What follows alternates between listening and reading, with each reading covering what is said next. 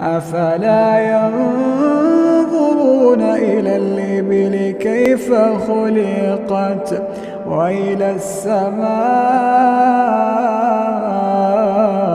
كيف رفعت وإلى الجبال كيف نصبت وإلى الأرض كيف سطحت فذكر إنما أنت مذكر لست عليهم بمسيطر إلا من تولى وكفر فيعذبه الله العذاب الأكبر إن إلينا